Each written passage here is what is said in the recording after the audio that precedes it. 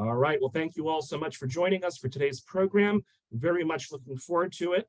And of course, I pulled up the wrong Zoom screen. All right. So we're launching our Great Writers series, and we're taking a look today at the life and works of George Orwell, known today primarily as the author of 1984 and Animal Farm. George Orwell was a brilliant journalist who wrote dozens of other books, as well as essays and newspaper features.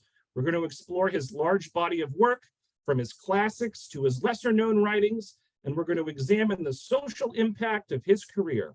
And this program is led by Dr. Bill Thierfelder, and I'm going to work on that. Bill, hopefully I got that mostly right. You got it perfect. Oh, good. All right. So Bill is a retired college professor who taught a variety of arts and humanities courses for 32 years at several New York universities and colleges, including St. John's University and Doling College. He holds a PhD in English and has minors in theater, art history, and music education. Again, want to thank the Friends of the Library for sponsoring and the Andover Library for partnering. And so all 70 of us or so who are watching live and the many more that will watch the recording, let's give a big virtual round of applause to Bill for joining us today. And Bill, you can take it away. Thanks so much. Well, thank you very much. And again, hello and welcome to the Tewksbury Public Library presentation of The Visions of George Orwell. And as you heard, I am speaking to you today. I'm a retired college professor. I'm speaking to you today from Portland, Oregon, where I am a lecturer, writer, and artist. But I also return home to my hometown of New York City every autumn to continue my work as a docent and fossil explainer at the American Museum of Natural History. Now, because we can't cover everything about today's topic in a 75 or so minute presentation, I invite you to take a deeper dive on my website, makingwings.net, and you'll go to deeper dive number 41. And I'm sure when Robert sends this out as an email in the next few days, he can include that if you'd like to pursue that. It's makingwings.net, deeper dive number 41. Now, what do I mean by that? Let's go to my website. So when you go to Making Wings, you're going to see this. And in the upper right corner, you're going to see what's called a hamburger menu. You click on that. And what you are going to see, among other things, is a whole bunch of these deeper dives. For every program that I give at a library or other institutions, I try to create a corresponding page on my website so that you can really delve into the topic a little deeper. So in this case, you're going to go to deeper dive 41. So you're going to go to this grouping. I don't know why it keeps liking to do that. But anyway, number 41, you click on George Orwell. And what you're going to see there is a biographical overview. You're going to see some suggested books that you can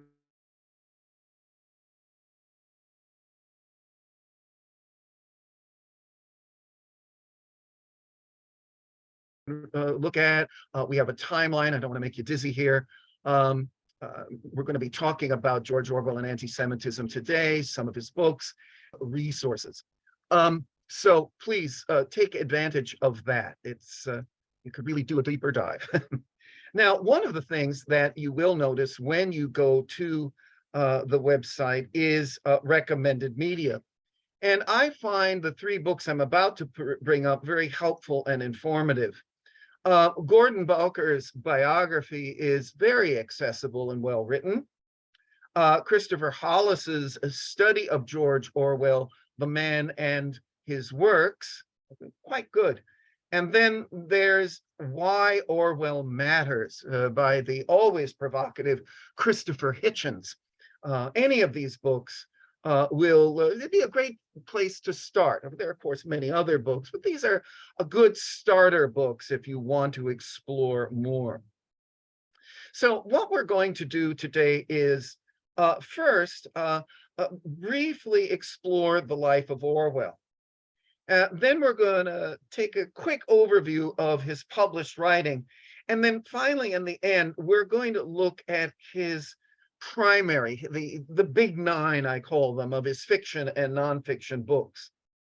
And through it all, keep in mind that Orwell remains controversial for some conservative readers and supposedly worthy of being banned in some school districts around our country. And we're going to talk more about that a little later in the program. But first, why don't we start with a quick rehearsal of Orwell's life? Orwell was born Eric Arthur Blair in Matahari, India, on June the 25th of 1903. The son of a British civil servant, Orwell spent his first days in India, where his father Richard was stationed. His mother Ida brought him and his older sister Marjorie to England about a year after his birth and settled in Henley-on-Thames. Now, his father stayed behind in India and rarely visited England. His younger sister, Avril, was born in 1908, just 9 months after one of those rare visits. Orwell didn't really know his father until he retired from the service in 1912. And even after that, the pair never really formed a strong bond. He found his father to be dull and too conservative. Now, according to one biography, I like this, Orwell's first word was beastly. I like that. He was a sickly child, often battling bronchitis and the flu. Now, on this screen, you see little Eric with his mother on the left, and in a group shot with his siblings on the right. And there's little Eric in 1906 in the middle. He's only 3 years old at this point. Now, Orwell took up writing at an early age, reportedly composing his first poem around the age of 4. He later wrote, "I had the lonely child's habit of making up stories and holding conversations with imaginary persons. And I think from the very start, my literary ambitions were mixed up with the feeling of being isolated and undervalued." One of his first literary successes came at the age of 11, when he had a poem published in the local newspaper. Well, like many other boys in England, Orwell was sent to boarding school. In 1911, that same year that the poem was published, he went to St. Cyprian's, which you see on your screen, in the coastal town of Eastbourne.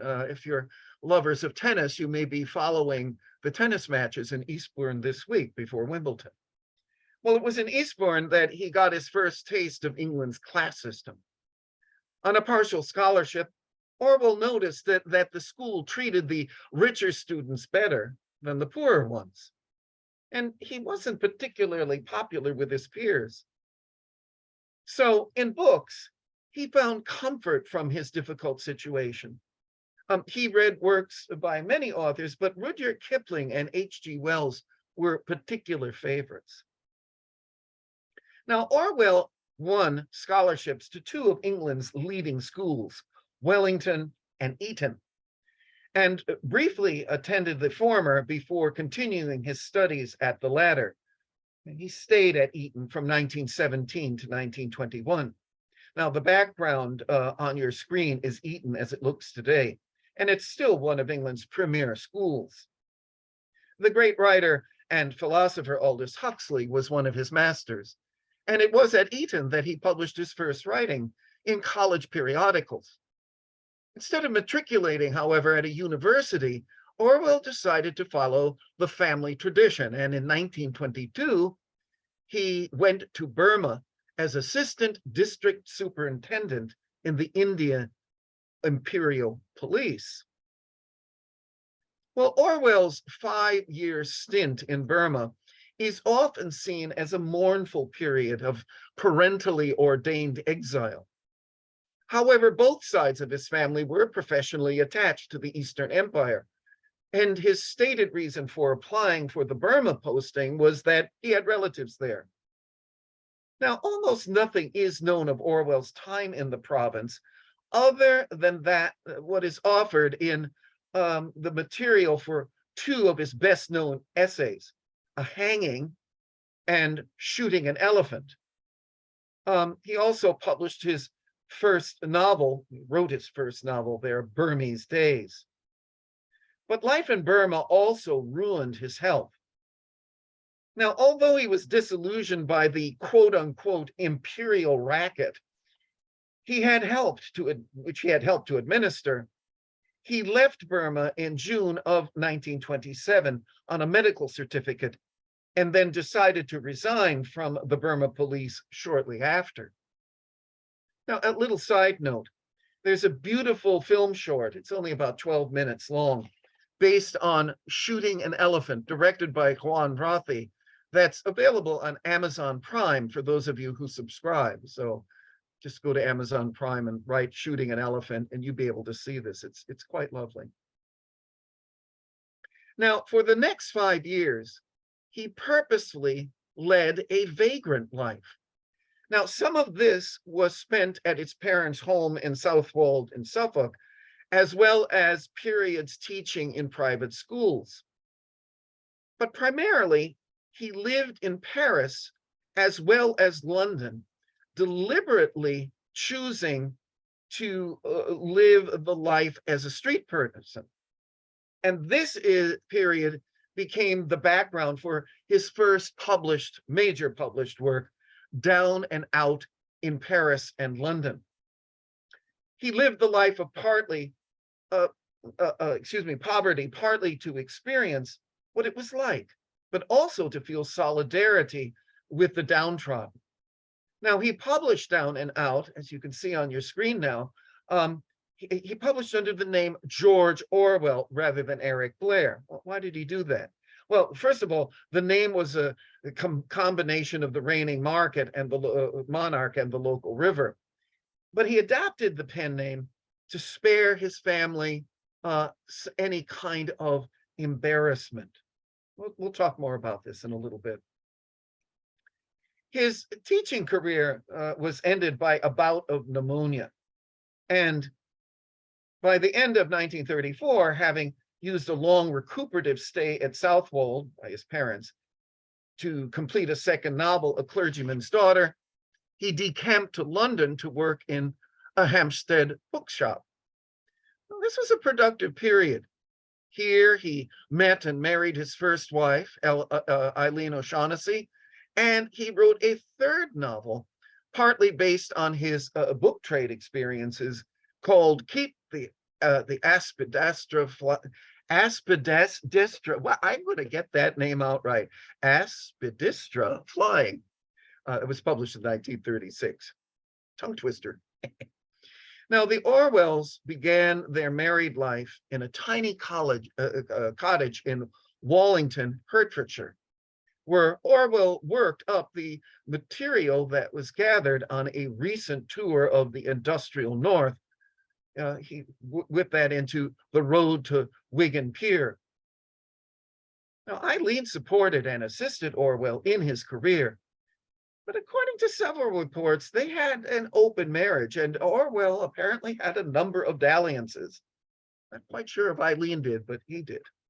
But meanwhile, the defining political experience of his life was the 6 months he spent in Spain in 1937 as a Republican volunteer against General Franco. Like many foreigners, he saw the Republic cause as a fight worth fighting for. One of his fellow Republican fighters was Ernest Hemingway. You can see him in the upper left of your screen there in the background. Now, Orwell was very severely wounded in the throat in this Civil War. A bullet passed within a few millimeters of his carotid artery. He was also present in Barcelona when Soviet-sponsored hit squads attempted to suppress the militia of which he had been a member. Spain, Orwell later on said, made me believe in socialism for the first time, while instilling an enduring hatred of totalitarian political systems. The result of his time in Spain produced one of his best books, Homage to Catalonia, which was published in 19 1938. Now, he spent most of the next year recuperating both in England and Morocco from a life-threatening lung hemorrhage. You're getting a pattern there, a lot of lung diseases throughout his life.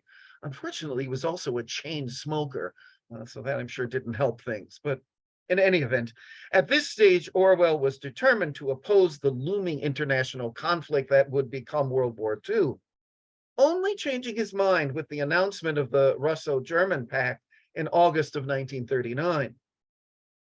Initially, Orwell had high hopes of the war, but which he believed would instill a sense of socialist purpose. And this view was developed in the pamphlet essay, The Lion and the Unicorn, Socialism and the English Genius, in 1941. He was rejected for military service because of his health, so he became a producer in the BBC's Eastern Service, a job he came to dislike. The BBC's atmosphere, he complained, I love this quote, is something between a girls' school and a lunatic asylum, and all we are doing at present is useless or slightly worse than useless, unquote. In 1943, he secured a more congenial billet as literary editor of the left-wing weekly magazine Tribune, to which he also contributed a column under the heading, As I Please. Well, in 1944, the couple adopted a son whom they named Richard Horatio Blair, after one of Orwell's ancestors. In the same year, 1944, Orwell wrote Animal Farm, his bitter satire of the Soviet experiment.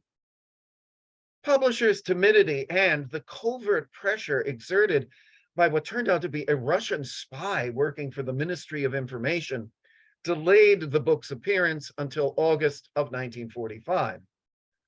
But when it did appear, it eventually became well received. At first, people didn't know quite what to make of it. We're going to talk about this book in a little bit, but people didn't quite know what to make of it, but eventually it was very well received. But by this time, Orwell's personal life was in ruin. 5 months before Animal Farm was published, his wife Eileen died of heart failure during a routine operation at only the age of 39. And after Eileen's death, their adopted son, Richard, was largely raised by Orwell's sister, Avril. But that doesn't mean Orwell was a poor father. On the contrary, Richard, who's still with us, he's now a 78-year-old retired engineer, he's offered a tender portrait of a warm and loving man. I have a quote there on the screen you can see. He was a wonderful father. He was really hands-on in a way that was really unusual for that era. And I particularly love that photo that I was able to find that's on the left of your screen. I mean, these are two happy campers. So he was a good dad. Now, through his friendship with David Astor, he had already begun to explore the possibility of living on the remote Scottish island of Jura. In fact, much of the last half-decade of his life was spent in the Inner Hebrides, struggling against worsening health. And he was trying to complete his final novel, 1984.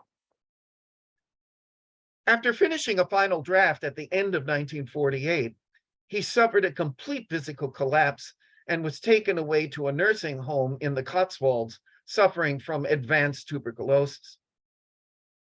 1984's enormous international success on publication in June of 1949 came too late for its author. He was transferred to University College Hospital in September in the Cotswolds and died there on the 21st of January in 1950 at only the age of 46. But shortly before his death, he made an unexpected second marriage to Sonia Bronwell, an editorial assistant on the literary magazine Horizon.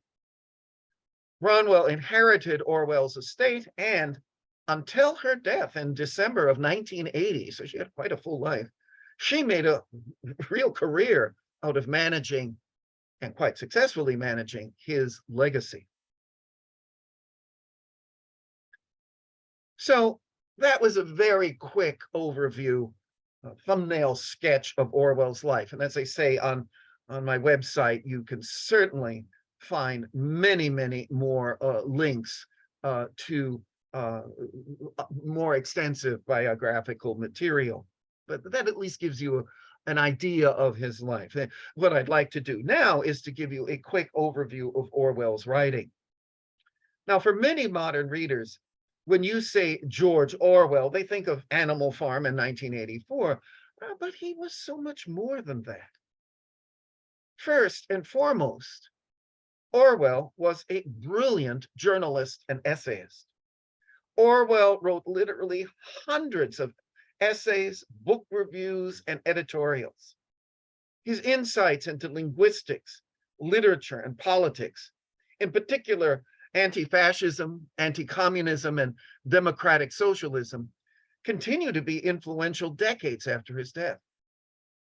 Over a dozen of these were published in collections during his lifetime, including Inside the Whale and other essays by his original publisher, Victor Gollancz, in 1940, and critical essays published by Secker and Warburg in 1946.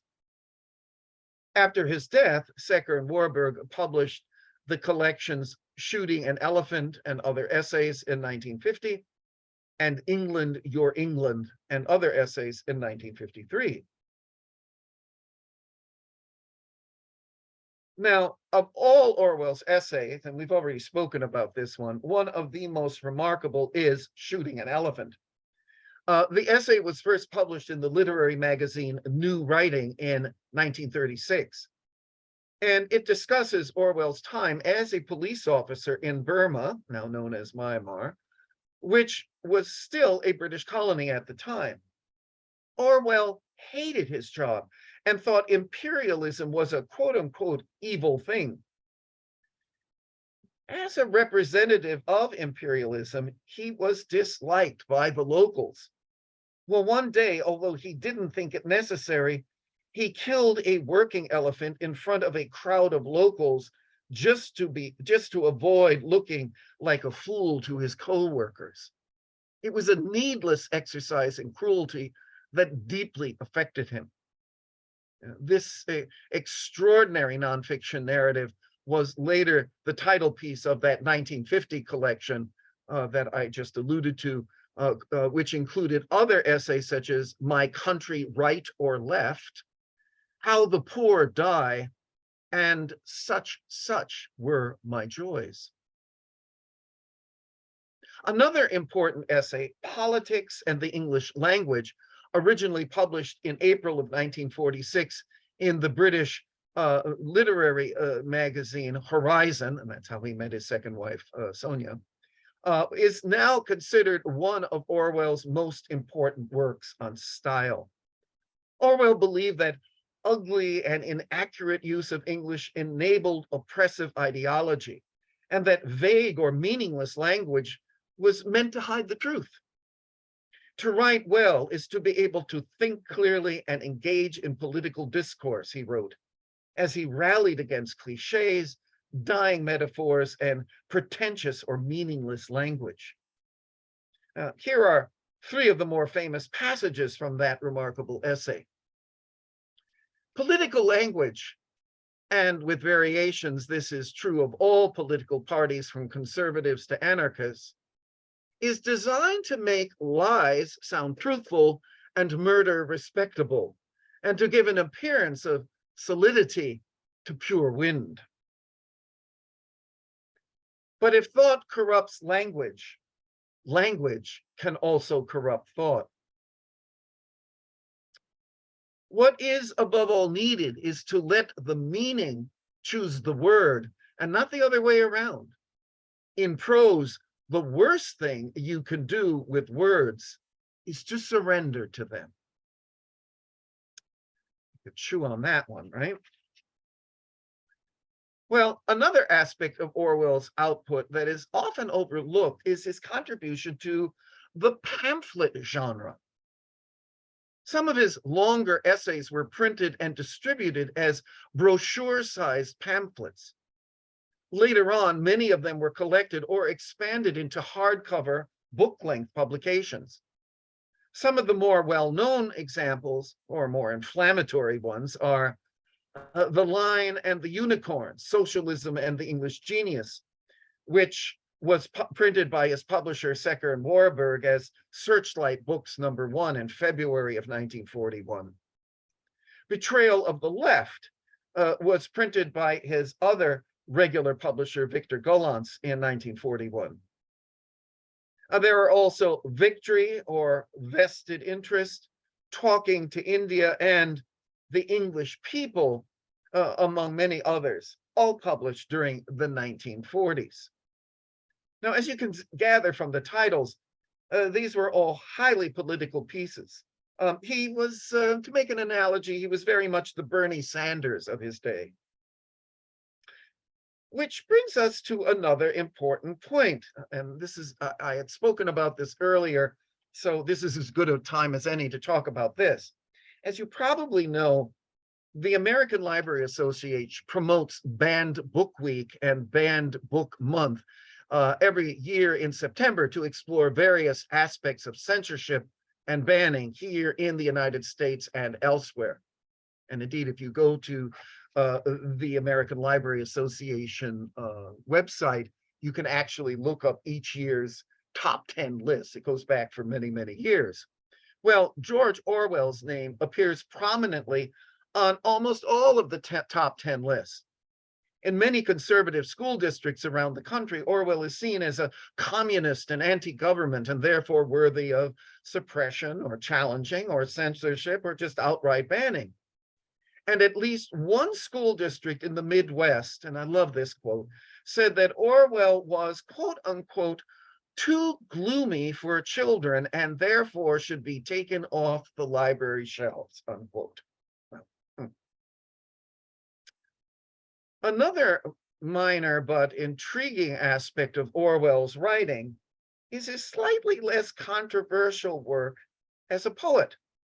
Now, let's face it, Orwell is not widely known for writing verse, but he did publish several poems that have survived, including many written during his school days. Now, if you look at a complete biography, a bibliography of his work, and I've actually given you a link to one on my website, you'll see the complete list. It's around 18 surviving poems of various lengths. Well, in October of 2015, Finlay Publisher for the Orwell Society published George Orwell, The Complete Poetry. Now, on the left of your screen, you have a sample. It's a funny and kind of naughty limerick-like poem. Well, let you be the judge. It's called An Ironic Poem About Prostitution. When I was young and had no sense and far off Mandalay, I lost my heart to a Burmese girl as lovely as the day. Oh, her skin was gold, her hair was jet, her teeth were ivory. I said, for 20 silver pieces, maiden, sleep with me.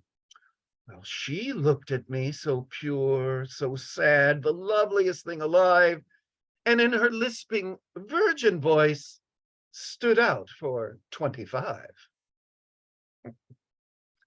I can see that on a banned list, trust me. But anyway, so let's face it, clearly compared to his novels and essays, Orwell's verse, it's kind of delightful, but it's a very minor aspect of his creativity. But it does show that he was constantly exploring avenues for his thoughts, ideas, and passions. But finally, we have, and what I'd like to go through is the 9 major books. Now, let me list them along with their publishers and publication dates. And all of these are the works that have seen themselves being banned at one time or another.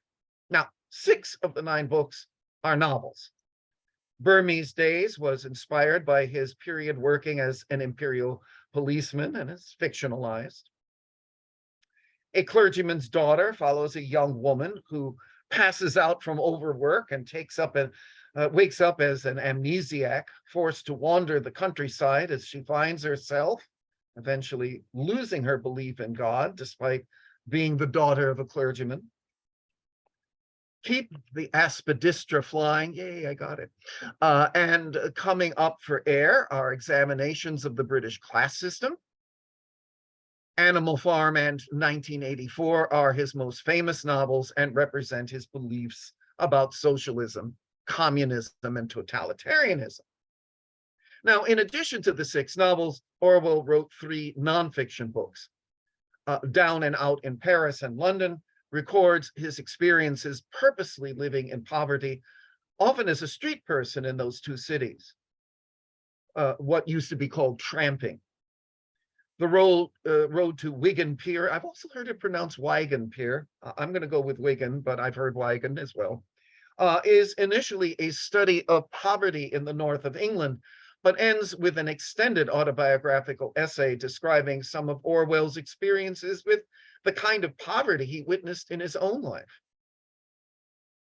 Homage to Catalonia recounts his experiences as a volunteer fighting fascism with the Workers' Party of Marxist Unification in anarchist Catalonia during the Spanish Civil War. So what I'd like to do is I'd like to look at all 9 of these books, but just in a little bit more detail. And we begin with Down and Out in Paris and London, which was published in 1933. It's Orwell's first major work and explores his time eking out a living in these 2 cities, living, as I have said, in purposeful poverty as a way to connect with what he saw was the vast majority of humankind.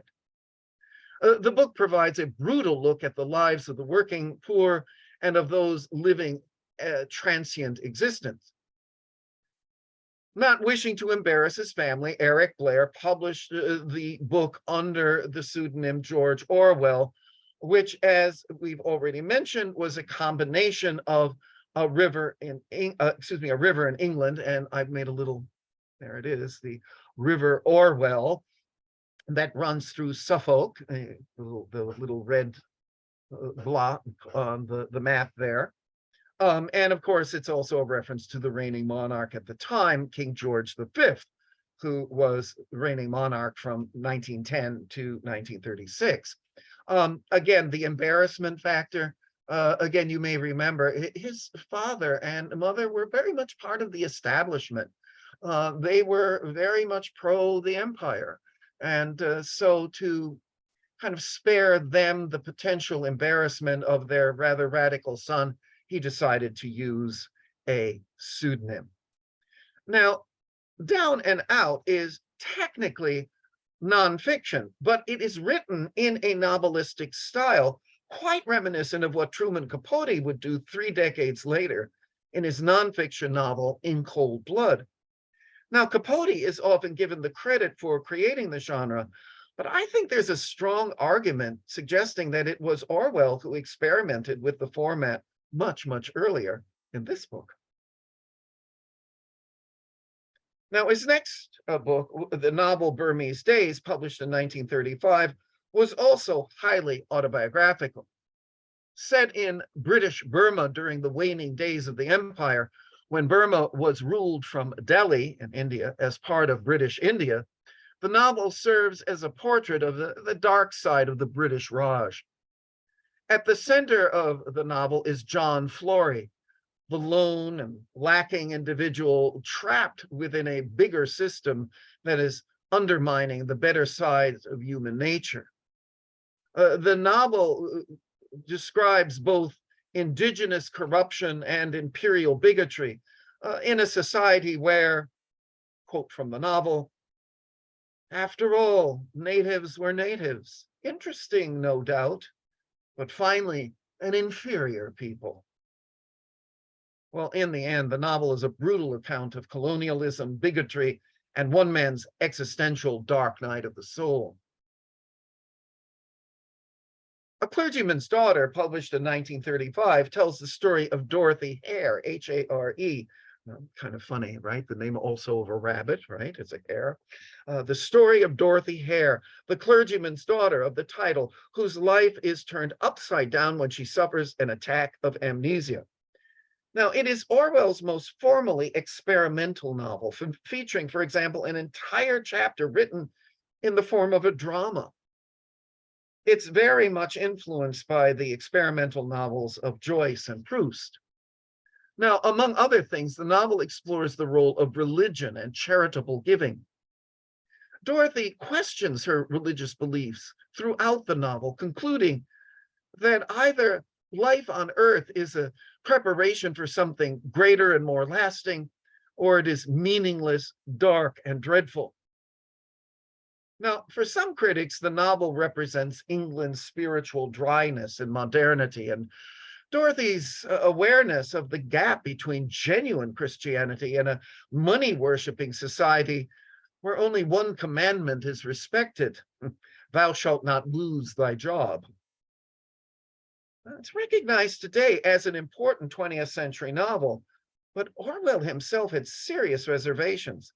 In fact, in a letter to his friend George Woodstock, dated the 28th of September 1946, Orwell noted that there were 2 or 3 books he had written that he was ashamed of, and called A Clergyman's Daughter even worse than Keep the Aspidistra Flying because, quote, it was written simply as an exercise and I oughtn't to have published it, but I was desperate for money. Well, like many other creative minds, Orwell was sometimes his own worst critic. That brings us back to Keep the Aspidistra Flying, which was first published in 1936. It sets in 1930s London and focuses on Gordon Comstock's romantic ambition to defy worship of the money god and status, and the dismal life that results. The aspidistra, by the way, of the title, is a hardy, long-living plant that is used as a house plant in England, and which can grow to impressive, even unwieldy sizes. Orwell uses the aspidistra, a symbol of the stuffiness of middle-class society, in conjunction with the phrase, keep the flag flying. So the title of the novel can thus be interpreted as a kind of sarcastic exhortation. Hooray for the middle class. Well, as the novel begins, Gordon Comstock has declared war on what he sees an overarching dependence on money by leaving a promising job as a copywriter for an advertising company called New Albion, right, the New England, at which he shows great dexterity, and instead takes a low-paying job ostensibly so that he can write poetry. Well, coming from a respectable family background in which the inherited wealth has now become dissipated, Gordon resents having to work for a living.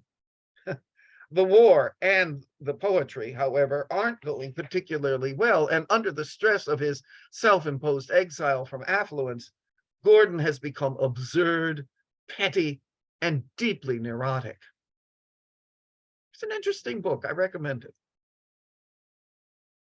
Now, The Road to Wigan, or Wigan Pier, was first published in 1937. The first half documents Orwell's sociological investigations of the bleak living conditions among the working class in Lancashire and Yorkshire in the industrial north of England before World War II. The second half is a long essay on his middle-class upbringing and the development of his political consciousness, questioning British attitudes toward socialism. Orwell states plainly that he is in favor of socialism, but feels it necessary to point out reasons why many people who would benefit from socialism and should logically support it are in practice likely to be the ones who are the strongest opponents. Now, you can easily see why such a book promoting socialism, would be provocative in a country where conservative capitalism was not only admired, but promoted by the monarchy and those in power. The book grapples with the social and historical reality of the Depression and the suffering of the north of England. Orwell doesn't merely wish to enumerate evils and injustices, but to break through what he regards as middle-class oblivion. Orwell's way to write about this was to immerse himself directly into the experience of misery, just as he had done in Down and Out in Paris and London. In other words, if he's going to write about poverty, he will live his own life of poverty so that his art will be truthful in the most complete sense. Now, Homage to Catalonia, published in 1938, is George Orwell's personal account of his experiences and observations fighting for the militia of the Republican Army during the Spanish Civil War. That war was one of the defining events of his political outlook and a significant part of what led him to write a decade later that every line of serious work that I have written since 1936 has been written directly or indirectly against totalitarianism and for democratic socialism as I understand it. Now, again, for those, this was fighting words to many, and that's why it's found on banned booklets. But after years of neglect, Homage to Catalonia reemerged in the 1950s following the success of Orwell's later books. The publication in 1952 of the first US edition, with an influential introduction by Lionel Trilling, elevated Orwell to the rank of a kind of a secular saint. Now, the picture I just popped up there in the lower right, that doesn't look 1950s, does it? Well, it's not. And another twist, and when that book was read in the late 1960s, well, Homage to Catalonia found a whole new audience, new readers in an age of student radicalism. Its popularity, frankly, has continued since then. And ever since being republished by Penguin Books in Britain in 1962, this book has never been out of print. And it remains probably one of the best books written on the subject of the Spanish Civil War. Coming up for air is the seventh book by Orwell and was published in June of 1939 by Victor Gollancz. It was written between 1938 and 1939 while Orwell spent time recuperating from illness in French Morocco. You may remember that from the biography. He spent some time in Morocco, mainly in Marrakesh. The story follows George Bowling, a 45-year-old husband, father, and insurance salesman who foresees World War II and attempts to recapture idyllic childhood innocence and escape his dreary life by returning to Lower Binfield, his birthplace. The novel is both comical and pessimistic, with its views that A, speculative builders, commercialism, and capitalism are killing the best of rural England, and B, his country is facing the sinister appearance of new external national threats. Well, now we get to the big two at the end, right? Animal Farm is a satirical, allegorical novella first published in 1945. It's an Aesop fable on steroids. What I'd like to do at this point, you've heard enough from me for a while, I'd like to play you a short video that gives a simple, direct commentary about the novel. You may have to adjust the sound levels on your devices. As always, closed captioning is both good and sometimes not so good, so bear with it. But here is this, and let's hope that it will show up.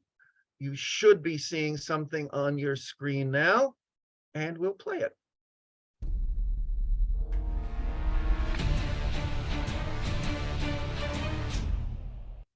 In August of 1945, the George Orwell novel, Animal Farm, was first published. What was Animal Farm about? How successful was it? Originally titled Animal Farm, A fairy story, the novel tells the story of a group of animals that revolt and overthrow the man who runs their farm. The leaders of this revolution are two young pigs, Napoleon and Snowball, who have competing ideas about how the farm should be managed. At first, things seem wonderful. Snowball teaches the animals how to read and write, and Napoleon trains them in the principles of animalism. They adopt the 7 commandments of animalism, which include: whatever goes upon 2 legs is an enemy. Whatever goes upon 4 legs or has wings is a friend. No animal shall wear clothes. No animal shall sleep in a bed. No animal shall drink alcohol. No animal shall kill any other animal. And all animals are equal. However, as the story progresses, Napoleon and Snowball begin to challenge each other for leadership over the farm. This ends with Snowball being chased away and Napoleon taking control. The original commandments are altered to simpler mantras, such as 4 legs good, 2 legs bad, and all animals are equal, but some animals are more equal than others. Napoleon begins consorting with other local farmers and even walking upright on 2 legs. Eventually, the animals of the farm realize that they can no longer distinguish a difference between the old leaders and the new. Orwell wrote the story as an allegory, which mirrored the rise of Joseph Stalin in the Soviet Union. Each character in the story closely resembles the major figures in Russian history during that era. Old Major, an older pig that started the movement, represents Vladimir Lenin, who led the communist revolution in Russia. Napoleon is Joseph Stalin, who assumed control of Russia after Lenin's death. Snowball is Leon Trotsky, who challenged Stalin for leadership over the Soviet Union, but was eventually chased out of the country by Stalin. Upon its release, Animal Farm was not very well received by critics. Some believed the novel was a disappointment and viewed it as clumsy or even puzzling. Yet, others felt that the book was delightfully humorous. Despite initial criticisms, Animal Farm has gone on to critical acclaim in the modern world. It was chosen as one of the best 20th century novels by Modern Library, and Time magazine selected it as one of the 100 best English language novels. Over the years, it has been presented in many different formats, from stage plays to radio dramas, and even 2 feature-length films. It has also become required reading in many high school courses throughout the world. There is no doubt that Animal Farm will continue to have an impact on society for years to come. So that, I think, gives you a nice background. Let's go back to my screen here. And again, I wanted to pick up on something that you heard. You recall that the original title for the novel was Animal Farm, a fairy story. So I like to think of Animal Farm, and when I taught it, I used to teach it this way, that it's kind of the equivalent of a Grimm Brothers folktale for adults. It's part of a long tradition in literature of the fable in which animals, again, think of Aesop, animals act and behave like humans. He's continuing a long tradition. And of course, these 2 famous quotes: the creatures outside looked from pig to man, and from man to pig, and from pig to man again, but already it was impossible to say which was which. And then, of course, you already heard it, but probably the most famous line from the book: all animals are equal, but some animals are more equal than others. But then there is the ninth book, the work that forever put Orwell on the map. It is still one of the most frighteningly perceptive novels ever written, the book that put the word Orwellian into the dictionary, and the book that finds itself the one most often on banned book lists, usually because of its nonstop pessimism and cynicism, uh, among many other reasons. So let's just say it though. 1984 is Orwell's masterpiece. It's the culmination of years of thought and life experience. It was published in the late stages of his battle with tuberculosis and a mere 7 months before his death. Now, at first, the novel's bleak vision of the world divided into three oppressive nations stirred up controversy among many reviewers who found this fictional future just too depressing. Yet it has remained one of the most widely read novels of the last 100 years. And in frightening ways, it's more relevant than ever.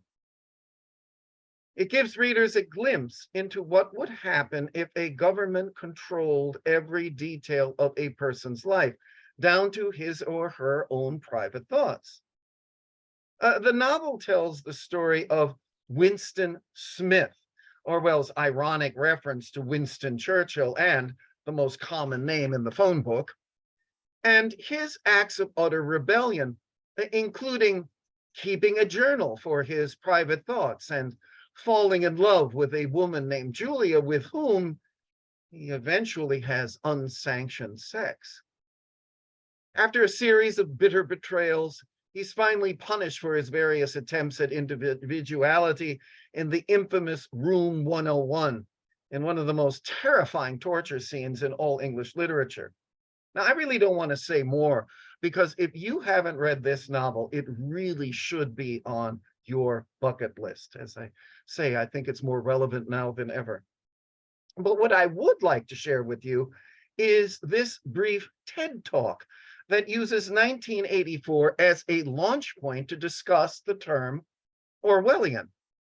Now, once again, you may have to adjust your sound, and once again, beware, the closed captioning is pretty accurate, but sometimes there's a goof here or there. But here's a little TED Talk for us to watch.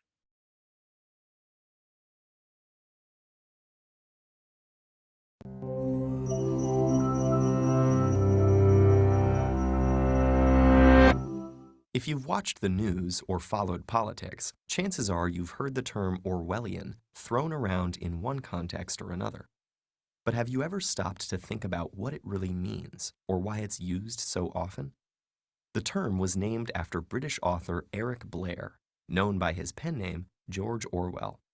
Because his most famous work, the novel 1984, depicts an oppressive society under a totalitarian government, Orwellian is often used simply to mean authoritarian.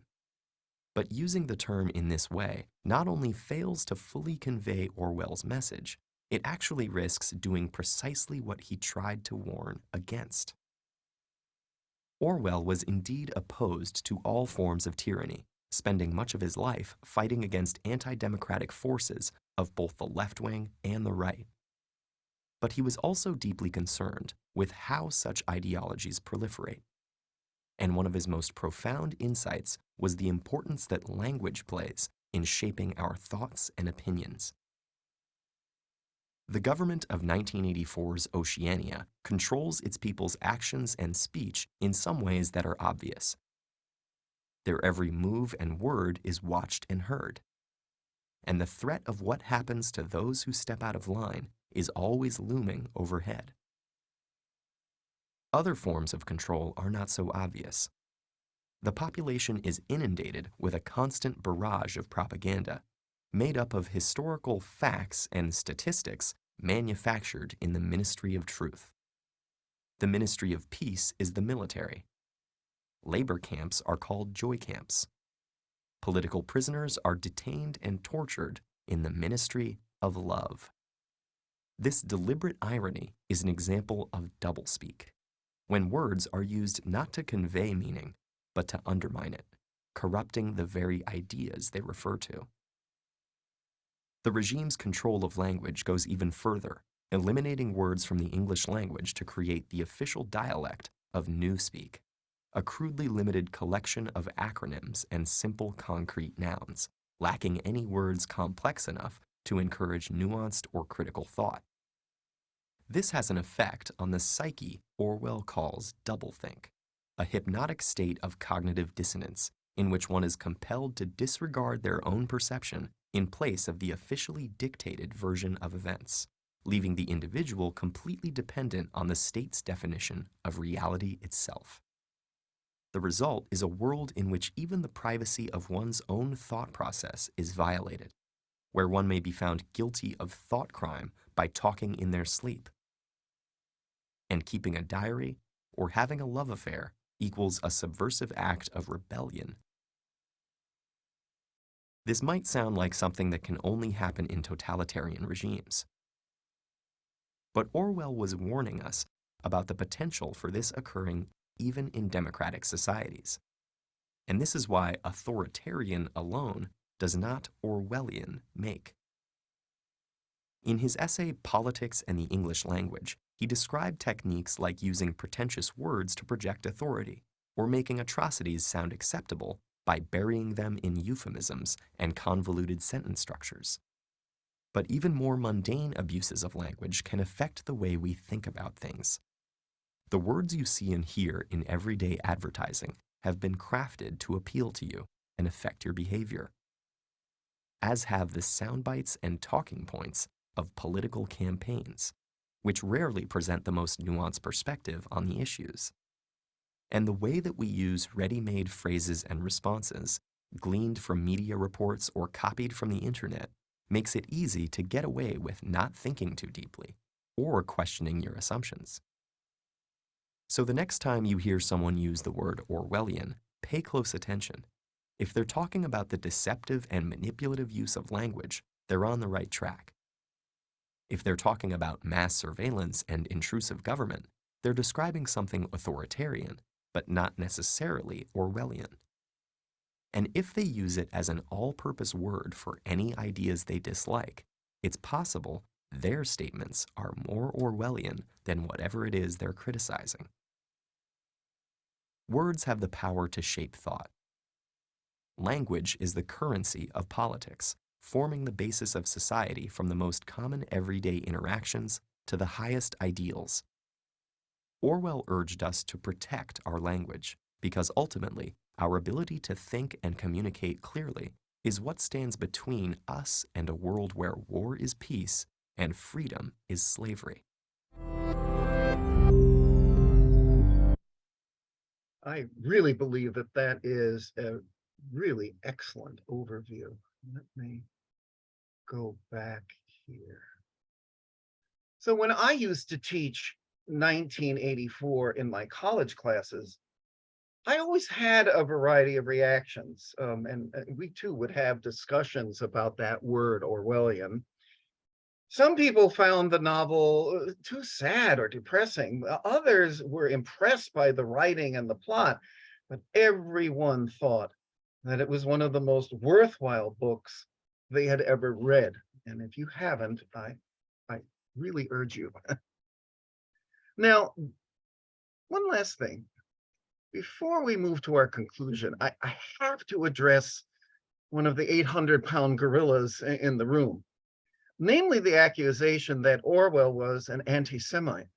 And I have some material on my website about this.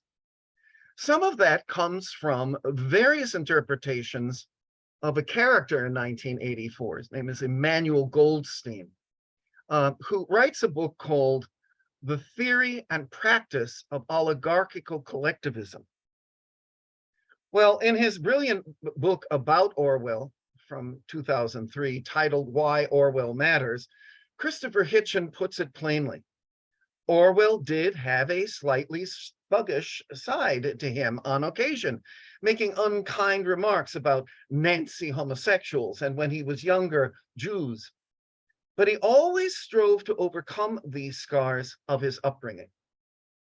And Hitchens and other scholars point to Orwell's 1945 essay, Anti-Semitism in Britain, as a fairly good indicator of Orwell's position in his later years. At one point, he draws this conclusion. It seems to me a safe assumption that the disease loosely called nationalism is now almost universal. Anti-Semitism is only one manifestation of nationalism. And a little later, he adds, anti-Semitism will be definitively cured without curing the larger disease of nationalism. Well, Orwell certainly detested blind nationalism and patriotism. And by the 1940s, he saw anti-Semitism as one cog in the wheel. But he firmly believed that someday that cog would be removed. Well, sadly, as we know, current events do not support that hope and belief. But for our purposes, we can say simply that Orwell was a product of his times and his upbringing. But like many people around the world, he began to modify his views as the horrors of the Holocaust became more widely seen and described. So let's end with a few more quotes, a few more reminders of what we've been listening to today. And I think, again, they give you a real flavor for Orwell's thinking. The ministry of peace concerns itself with war, the ministry of truth with lies, the ministry of love with torture, and the ministry of plenty with starvation. These contradictions are not accidental, nor do they result from ordinary hypocrisy. No, they are deliberate exercises in doublethink. Power is not a means, it is an end. One does not establish a dictatorship in order to safeguard a revolution. One makes the revolution in order to establish the dictatorship. The object of persecution is persecution. The object of torture is torture. The object of power is power. And finally, if liberty means anything at all, it means the right to tell people what they do not want to hear. Well, remember, you can do a deeper dive on my website, which is makingwings.net. Just go to deeper dive number 41. And as Robert told you, before we go on to talk about next month's program, we'd love to hear what you have to think. What are your thoughts and ideas? So folks, let's give Bill a big virtual round of applause for a wonderful presentation. Thank you. Yeah, let's take 10 minutes of questions. An anonymous attendee asks, other than Animal Farm in 1984, what one book or essay would you recommend above all of the other writings as essential Orwell to read? I'm looking through my list here. And I'm just wondering what I would pick. There are just so many wonderful things. English Genius is wonderful. I'm looking through my papers here. Socialism and the Road to Wigan. Down and Out. Politics in the English language, I think, might be one of your best bets. It's an essay, and it really talks about Orwell's concern with how we use words. One of the things that you certainly get when you read his novels, they are, they flow beautifully, but they're so meticulously written. Every word is just so carefully chosen. The only other writer that I can think of is the French writer Gustave Flaubert, who would sometimes spend a week just writing one sentence. This was where, but I think the politics of the English language would be a good thing. And I'm looking quickly here in my little collection here of which I'm trying to remember which of the 4 essay books that's in. I can't find it. Well, anyway, we can address the next question, and while Sure. I'm buzzing along here, maybe I can find that. So I believe the answer to this is no, but an anonymous attendee asks, did Orwell ever write a memoir? No. That's simple enough. No, he never wrote, you know, I guess you could make an argument that the three books that are nonfiction, like Down and Out, right? Road to Wigan Pier and Homage to Catalonia are the closest he comes, because even though he's describing other events, especially in the Road to Wigan Pier, the whole second half of the book is a kind of an autobiographical look. It's a big journal of how he came to write the book. So those might be the closest, but he never officially sat down and wrote my autobiography by Eric Blair. No, he never did that. Yeah. I'm going to read you some nice comments that people wrote. Well, Margaret says this was outstanding. Thank you very much. Roland says this was a wonderful overview of Orwell and his career. Tish says this was a wonderful talk with brilliant graphics, totally first rate. And Frank says bravo, great presentation. The power of words can never be underestimated. And Nancy says excellent. This was thank you. And then we have a couple of questions, not about George Orwell, Bill, but about you. So Stephen would like to know, why did you name your website Making Wings? Well, when you eventually get to my website, I hope you visit it, you'll actually see the explanation there. It's the idea, again, of we have the power to shape our lives, that we can make our wings, that we can fly, that we don't have to be burdened by and entrapped by things. It's very Orwellian, isn't it? We don't have to be trapped in a life. We can make wings. We can succeed. And there's more detail on my website about that. But that's the short answer. And Huck says, just so you know, you still have your fans on Long Island. And he was wondering if you'll ever be speaking again in person at the Long Island Library. You know, as I say, I live in Portland, Oregon now. I do come back to New York twice a year to do work at the American Museum of Natural History. And a lot of that depends on how busy I am there, whether I take the train from Manhattan out to Long Island to speak. I mean, because when I do that, I'm making a commitment to give up a whole day. And sometimes I just don't have that kind of time to do that when I'm working in the city. It's a very focused trip, but I have done it in the past. There have been a few visits before COVID where I did take that train ride out. So who knows, it may happen again. And who knows, I may even come up to Tewksbury. Woohoo! There you go. I like it, Bill. We'll make that happen somehow. So Bill, I think we've exhausted questions and comments for now. Did you want to tell us what's coming up next? Yes, absolutely. So next month, on July the 21st, same time, 12 o'clock, we are going to be looking at the life of the most published author in the world, Dame Agatha Christie, the Queen of Mystery. And there too, we're going to be looking at her biography, but we're also going to be looking kind of like at a top 10 list of her major works, and I'm going to have a lot of fun with that. So break out your monocles and your magnifying glass. We're going to have some fun. All right, Bill, I'm very much looking forward to that. Folks, one more time, let's give Bill a big virtual round of applause. For those watching live, you'll receive an email from me tomorrow morning, let's say, with a link to this recording, a link to a feedback survey, and information about some other upcoming virtual programs, including this one, which is 3 weeks from today.